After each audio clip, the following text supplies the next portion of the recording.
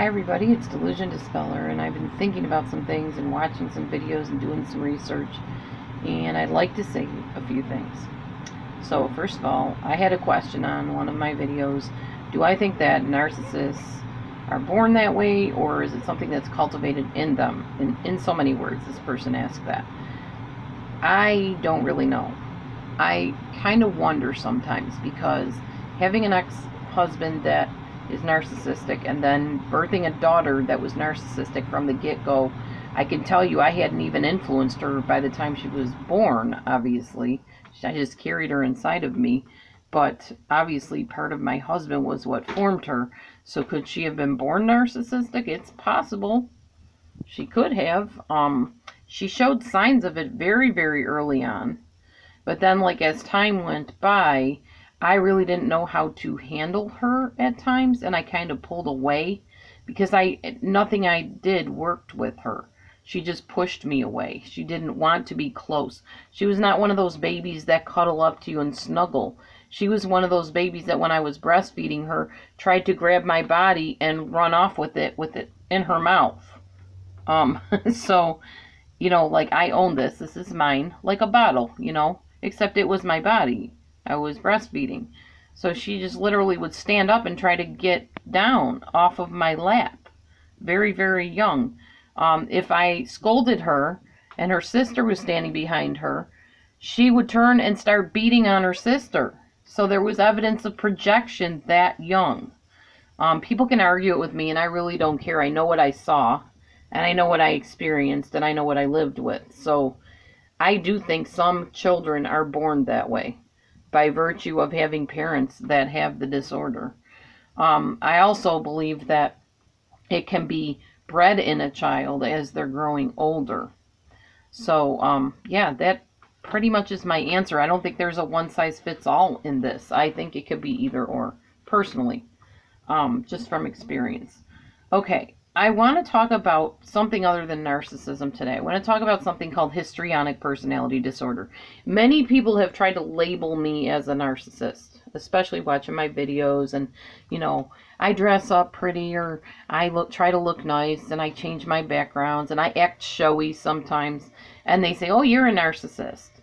Sometimes I'm kind of bold with people in my responses, and they think I'm being cold-hearted or non-empathic, and they say, well, you're a narcissist. And I explained on a video, I don't have the traits of narcissism. I really don't.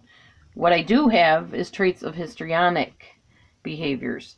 I can't out and out say I have the personality disorder, because I don't really believe I do. I don't think I exhibit enough of the traits to have it be a disorder, but I am definitely histrionic. My dad is very histrionic. My youngest daughter is very histrionic. My mom, however, is not. My mom is not histrionic at all.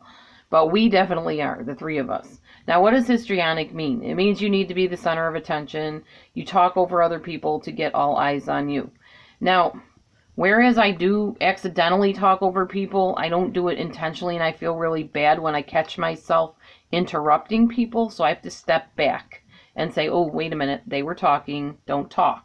It seems juvenile, it seems childish, but honestly, for somebody that is histrionic in personality, we have a really hard time not wanting to jump in on conversations. So I have to back myself up and take turns. It's kind of a very basic childlike technique that for some reason histrionics don't have it stick with them. So I have to be careful about that. And I'll say, oh, you were talking, I'm sorry, go ahead. I'll make sure I say that. I'm an aware histrionic. I'm not somebody that is histrionic and doesn't care about other people. That's why I say I can't have the personality disorder, because I don't lack the understanding that other people have a right to have a say too. I don't really need to be the center of attention. The reason I come on here is really to put out information, to try to help people feel not so alone, to give them hope and understanding, to let them know that I believe them, that kind of thing. So it's not about, oh, look at me, I'm so beautiful, I've got this many viewers, I have this many subscribers, and I'm making all this money. No, it's not about that. Yes, I like money. Yes, I love it when people send me gifts. It's exciting. It's like Christmas every day, I'm not going to lie about that. I love that kind of stuff. Everybody does if they, enjoy that kind of thing. It's just fun. Life is boring without gifts and, material things once in a while. So I admit I like material things. I like donations because it helps me pay for stuff in my house. It buys nice things so that I feel better about my surroundings, that kind of thing. I like making money at work because I can go out to eat with my husband once in a while. I could go to a movie once in a while. We can, order food in, or sometimes just use it towards bills, or whatever we want to do. What everybody does, really, at least the people I know. The next thing about histrionic personality disorder is that they want to be the one and only. So it's those people on YouTube that have to have all the views, have all of the subscribers all to themselves. And how dare they go over to another channel and watch that and, interact with that person. You're my viewer. You're my subscriber. Don't you dare go over and see that other person. Not me. When I realized that I clicked with Mrs. Analyzer, I sent my people over to her. I said, go support her. She's trying to establish a channel. Go be her viewers. Go comment. Go support her. And we're friends now. Mrs. Analyzer and I are friends. So, it pays to pay it forward. And that's what I do. So I can't be histrionic, or at least not the personality disorder, if I'm not hoarding, everybody to myself and being resentful of anybody else having viewers or subscribers or money or whatever. Do I get a little envious sometimes? Yeah, sometimes. I see people getting money, donations and stuff that could be paying for a new stove for me or something to better my environment. And yeah, I feel a little bit envious. I'm not going to lie. I'm not going to act like, oh no, I'm just totally secure and I'm happy with everything I have. I don't mind not being able to take a bath because my bathtub's plugged. I don't mind not having hot water, which I do now, thanks to all my wonderful viewers and my job. So, but yeah, that's a human emotion. You're going to feel jealous or envious of people sometimes. It's just how it is. Wanting to be admired without earning the right to be admired. I really don't care if people admire me. I want them to hear the message, not look at the messenger. There's nothing impressive about all this. I try to look nice because it's just the appropriate thing to do, but I really just want to reach people and help them get out from under other people's control, because I hate knowing that somebody is being selfishly controlled by another person. So do I want to be admired without earning the right to be admired? No, I'm not on here for admiration. I'm on here to put out a message. And maybe, make a couple friends along the way. If that happens, I'm not looking for friendships. I'm not looking for relationships. I'm not looking to be anybody's buddy. But it's enjoyable seeing people pop up and talk to you and whatever. It's fun. It makes you feel not so alone. And it challenges you sometimes if people are saying things that upset you. Histrionics are flirty, seductive, often use inappropriate and controversial ways of speaking. They'll test the waters to see how other people react. And if the other people enjoy it and join in or give them views or thumbs up or whatever, they keep on doing it. Am I flirty and seductive? I don't really think so. Maybe with my husband, but not on here. I don't try to be anyways. But I know there's other channels out there where people use flirtation and seductiveness and make no apology about it. And they bring up controversial topics and talk with all kinds of crass language and stuff like that. And they test the waters to see the reactions.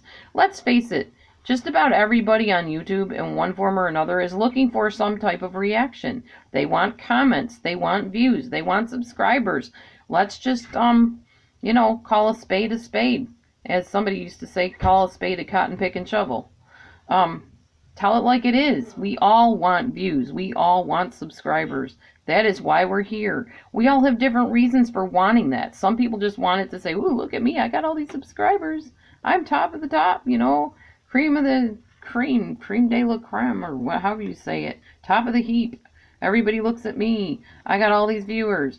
And yeah, I'm guilty of saying that sometimes. Well, I got this many viewers. I got people that, watch me. But it's not selfish. It's not like, oh, look at me. It makes me feel good about myself, yeah, that people enjoy my channel. Who doesn't want to feel good about themselves? I do. But no, I don't think I use seduction or flirtatiousness to get people to watch me or anything like that.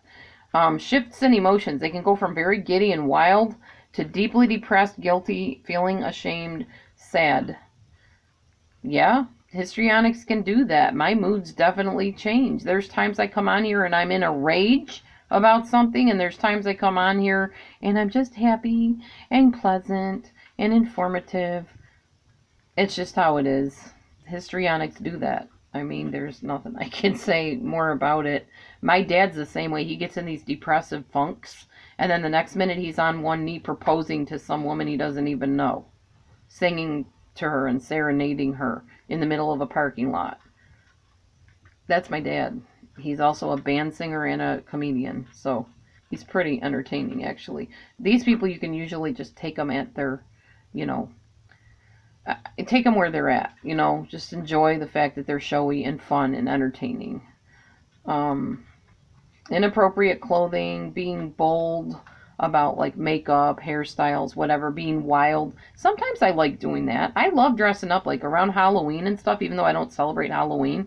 I celebrate the harvest, and I've been known to go to parties in the past with my children dressed up. I dress up as goofy things. One day I was I a gypsy or something? Oh, a hippie. I dressed up as a hippie. Another time I painted something on my face. I can't remember, some kind of star or something on my face. I love being showy. I love parties. I love dressing up. I love entertaining people. So yeah, and most histrionics, I would say, end up in the entertainment business because we like performing. We like doing impersonations. We like making you laugh, and we love to get a laugh out of you. Comedians do that. They want you to laugh. Otherwise, why would they tell jokes, you know? Probably histrionic personalities in most comedians as well, or at least histrionic traits. It's very common. For men that are histrionic, they wear clothes that show off their muscles. They will wear jewelry. A lot of them wear like bling, like shiny gold sparklies, big chains, baggy pants, fancy jeans. Sometimes they'll like put embellishments on their clothes, or they'll wear like skin tight muscle shirts. We know Chris Watts did that. Obviously, he was all about showing off his muscles. Probably some histrionic stuff going on there, possibly. Women, like I said, it's the clothing. They'll show the cleavage, a lot of the cleavage. J-Lo is one of the people that do that. Mel B is another one. Some of them will pose in almost nude outfits or go to award dinners like that, award shows. That's very histrionic. Dressing like that, Madonna, I would say, is very histrionic. Lady Gaga, that's all histrionicness, or histrionics, they call it. Doesn't mean they have the personality disorder, but it's very histrionic behavior. Histrionics will often blurt things out like, they're stupid, I don't like them, they're dumb, I don't care for the way they did their hair or whatever. And they don't give like real details about why they don't like somebody, why they aren't comfortable around the person, why that's not their cup of tea. They'll just say, I don't like it, it's dumb, it's stupid, it's ridiculous. That's histrionic. They just say stuff, usually to get a rise out of people. Me, I'm kind of a detail person. When I'm upset about something, I give the details. I don't always give names because I don't think that's always appropriate. Besides, the people know who they are. Really outlandish emotions, loud outcries, crazy exaggerated reactions to things that are not that big of a deal. Histrionics tend to over-exaggerate and dramatize. I know a person, a relative, that does this all the time. Sometimes I do it. We make a big deal out of nothing, a mountain out of a molehill. It's true, we do. My dad does it, I do it, Amber does it, my daughter. We do. We're histrionic. That's what histrionics do. Sometimes histrionics will follow like important people, like movie stars, television stars, that pretend to be like those people. They'll imitate them, like dress like them and stuff. I've done that in the past. Not about a famous person, but about a person that I admired. I did my hair like this person. I started talking like them. I played the keyboard like them. I tried to sing like them. And now I look back at it and it's like, oh my gosh, girl, you were obsessed. You can't be doing that. That's not healthy. That was back in like 1997, I think. So that was quite a time ago. I'm not that person anymore, thankfully. But you know, we all kind of take our steps and find ourselves along the way. Everybody does. Histrionics often think that people adore them, want to be them, want what they have. They're their closest allies, their bestest friends, when really the other person is just kind of slowly slinking away, trying to get away from their attention. So that's basically a histrionic in a nutshell. So if you want to label me with something, I'm definitely histrionic, and I admit that I am. Another thing you may or may not know about me is I have very, very low short-term memory. So if it seems like you talked to me and I'm not remembering what you said like a week ago, I really don't remember it. I took a pill called Topamax back in the day after the narcissistic abuse was over, when I had PTSD. I took a pill. It was experimental. It was an anticonvulsant. It is an anticonvulsant. And it worked great. It shut off a lot of the gibberish in my head that was condemning me and making me feel ashamed and trapped. The sad thing is, these pills have side effects, and the side effect of Topamax, which is why they call it Dopamax, is it makes you lose your short-term memory. So please, if you said something to me or something happened between us and you feel like I'm, being mean to you or shunning you or ignoring you, or I don't remember, I really don't remember. Please realize that I really do not remember things that happened very recently. My kids, it drives them crazy. My children think I'm making it up. They think I'm, embellishing. I just don't want to remember, but it's not true. I really do not remember things, and it drives me nuts and everybody else around me. So if you know anybody that has short-term memory loss, realize that they really don't remember. And yes, I wish I could wave a magic wand or pray it into me or change it in some way, but I can't. It's how it is. So if we've been chatting in comments or in email and I seem kind of daft or dopey or like I really don't care, it's not that I don't care. I literally do not remember. I don't have recall. So I have brilliant recall, like for school. I can memorize things and remember things and apply things like nobody's business, but a situation, something you said to me, I struggle with that. That's why I use a notebook constantly to write things down. That's why I journal.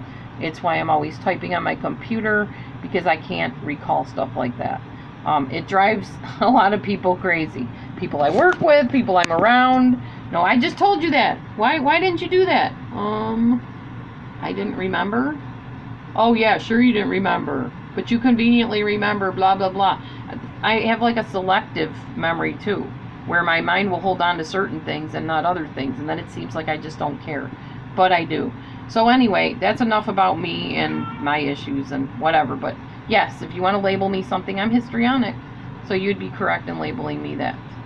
Anyway, God bless everybody. Have a wonderful day. It's Sunday. Enjoy your family, enjoy your church, whatever you're doing today, and I'll see you next time. Bye. Eyes wide open, moving forward. And now your eyes are open to who I am.